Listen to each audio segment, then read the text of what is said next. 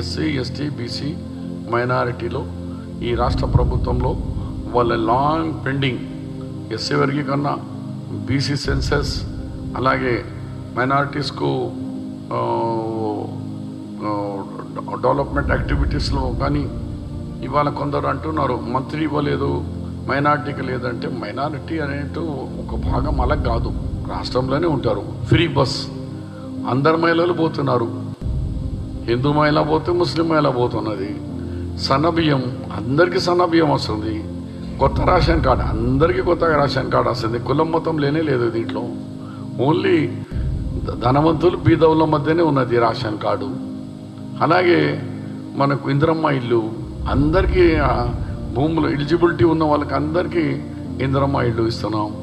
ఇలా 200 electricity power units, 0 bills అందరికీ వస్తుంది. సలం బస్తీలో ఏ మతమోడు ఏ కులమోడు అని అందరికీ వస్తుంది. కాబట్టి గవర్నమెంట్ స్కీమ్స్లో ఇప్పుడు హాస్టల్స్లో డైట్ ఛార్జెస్ 40% పెంచారు.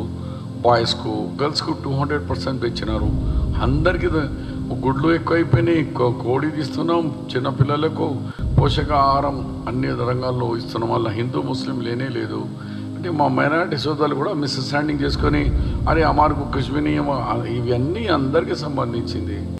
ఇవాళ బీసీ సుప్రీంకోర్టులో హైకోర్టులో ఎందుకు ఇంత ఇబ్బంది పడ్డారు?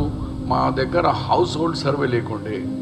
రాజశేఖర్ రెడ్డి గారు 4% reservation champion of the Muslims ఉంటే ఇవాళ రేవంత్ రెడ్డి గారు ఈ హౌస్ హోల్డ్ సర్వే చేపించి ముస్లిమ్స్లో ఉన్న బీదరికం ఎంత 12.58లో 10.8% వీళ్ళు బీదవాళ్ళే అని ఈ హౌస్ హోల్డ్ సర్వే వచ్చింది.